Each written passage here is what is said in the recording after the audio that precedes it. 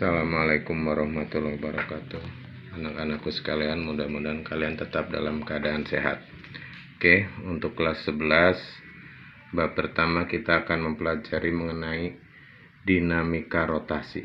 Bagian pertama dari dinamika rotasi adalah momen gaya atau yang sering kita kenal dengan sebutan torsi, dengan lambangnya seperti ini dibacanya tau.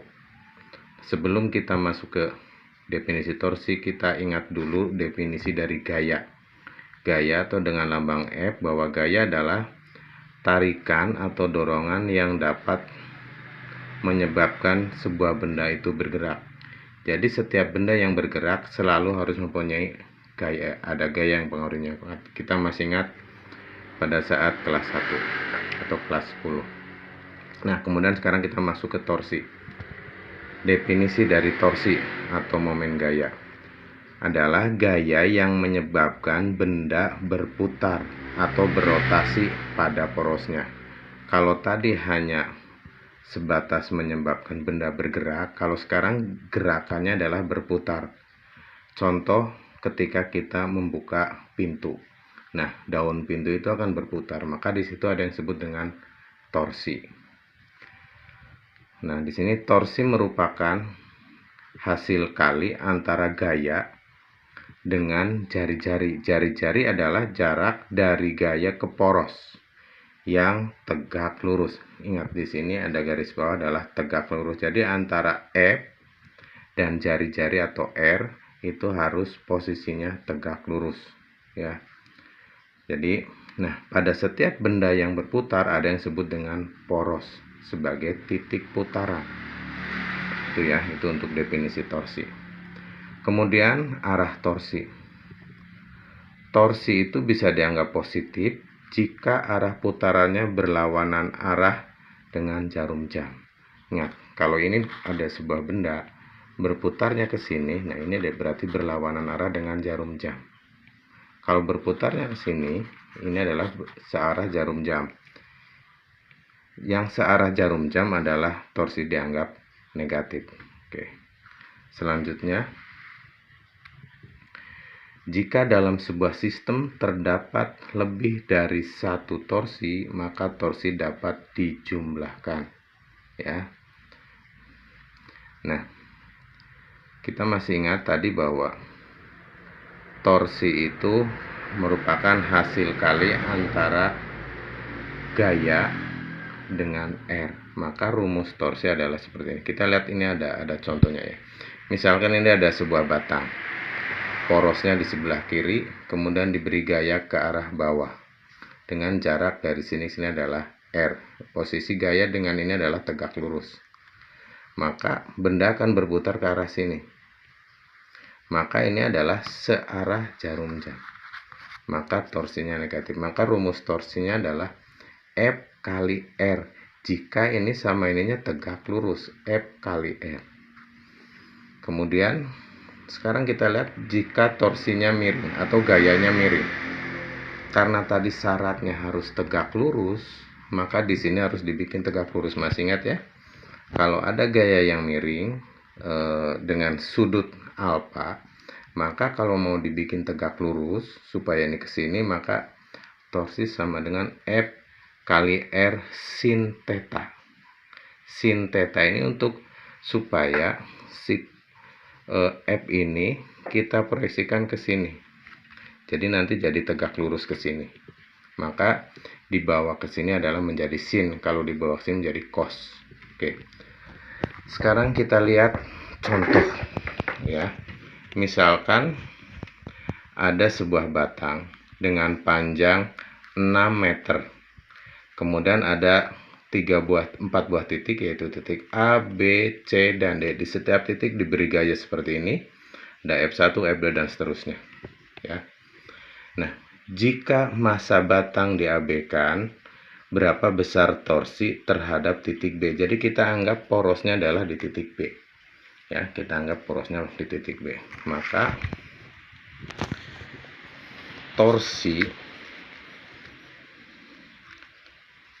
resultan torsi B, jumlah torsi pada titik B sama dengan ada torsi 1 ditambah torsi 2, berarti ini torsi 1, torsi 2, torsi 3 itu ya. Tambah torsi 3 tambah torsi 4. Oke. Nah, di sini kita anggap bahwa R1 adalah jarak dari A ke B. Dari A ke B 2 meter. R2 adalah jarak dari C ke B. C ke B 1 meter.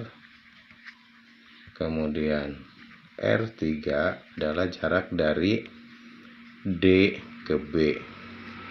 Dari D ke B, berarti di sini ada 4 ya. 4 meter. Oke, sekarang kita lihat torsi 1. Kita mulai dari sini. Resultan torsi B. Torsi 1 berarti kan ini kalau porosnya di sini di titik B, maka ini akan mengarah ke arah sini putarannya. Maka torsi 1 adalah searah jarum jam, sehingga torsi 1 bernilai negatif. Min F1 R1. Bisa dipahami ya? Kemudian torsi 2. Torsi 2 terletak pada titik poros. Setiap gaya, ini jadi catatan kalian ya. Setiap gaya yang terletak pada titik poros atau mengarah ke poros ya, maka torsinya 0. Kalian bayangkan, kalian membuka pintu pada engselnya, maka tidak akan berputar, maka di situ tidak akan ada torsi karena tidak ada R. Maka karena ini jarak dari B ke titik B berarti kan 0, maka torsinya juga 0. Maka di sini plus 0 untuk torsi 2 tambah yang ini adalah muternya ke sini. Ingat, cara kita membuat putaran, kita tarik ujung dari gaya ini di bawah memutari poros, karena porosnya ini di bawah muternya ke sini. Maka ini searah jarum jam. Kalau ini adalah ke sini, maka ini berlawanan arah dengan jarum jam. Maka dia adalah positif. Positif F3 kali R2 CB ya, R2.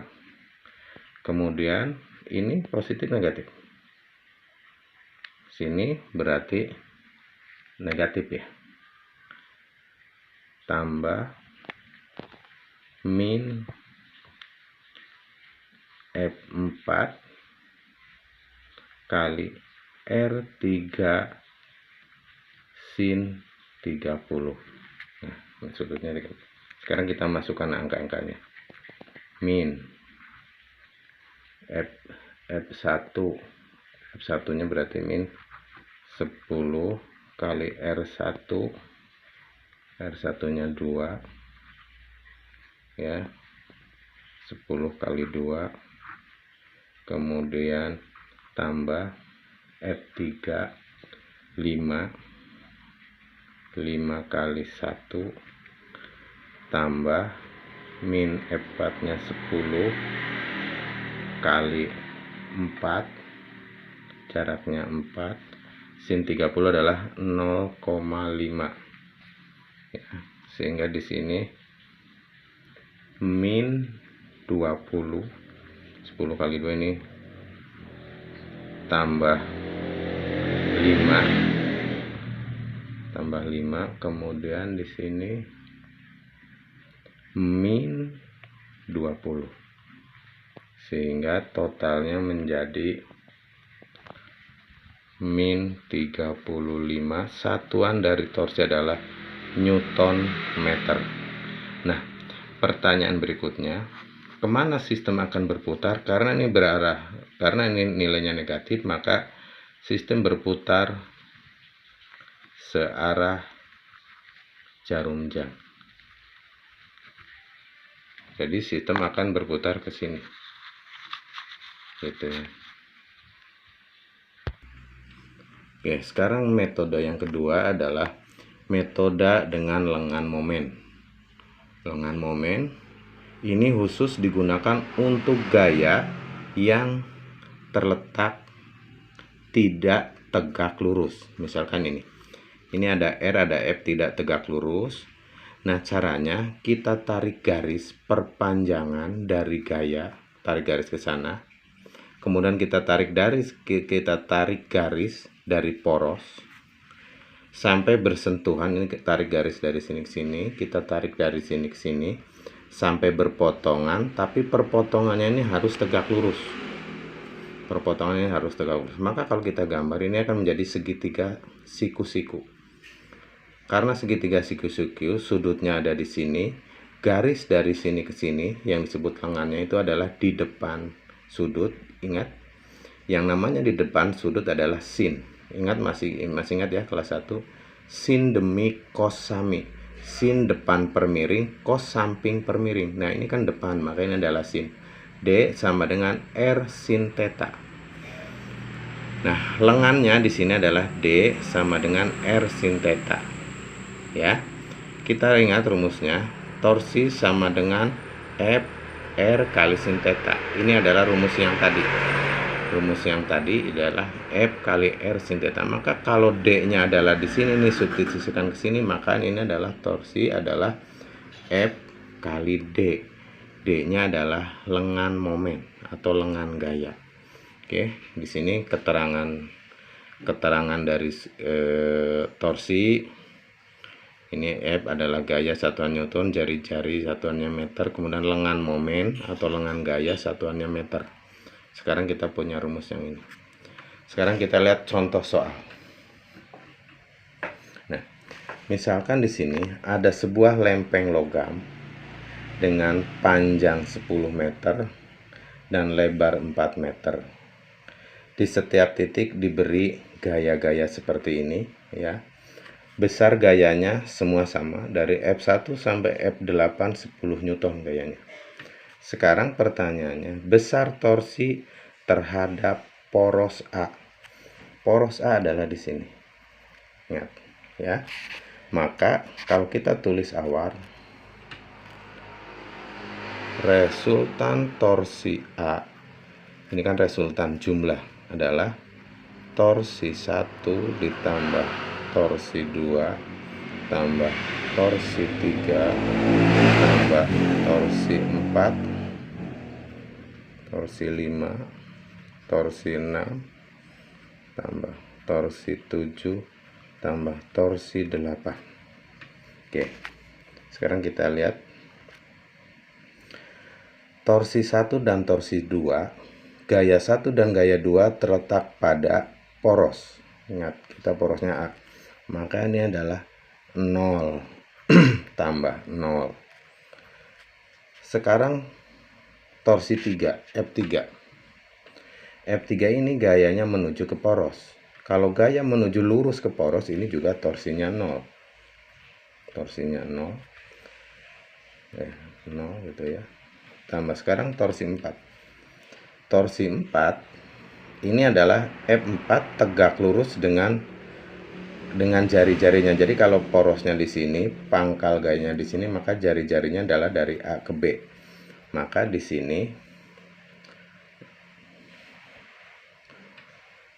adalah F4 min, ya.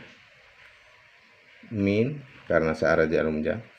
Min F4 kali R dari A ke B. Min, ya. Ini kan kesini kan searah jarum jam min. Kemudian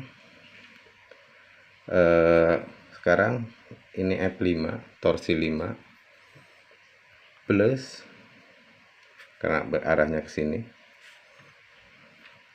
F5. Sekarang lengannya, kalau ini kita perpanjang, maka F5 itu perpanjangannya ke sini, maka ini perpotongannya di sini tegak lurusnya, sehingga lengan untuk F5 adalah AB. Maka di sini kali D AB. Bisa dipahami, ya? Jadi kita tarik garis ke sini, ya, kemudian berpotongan di sini tegak lurus, maka lengan momennya adalah di sini. Kemudian ini tambah lagi F6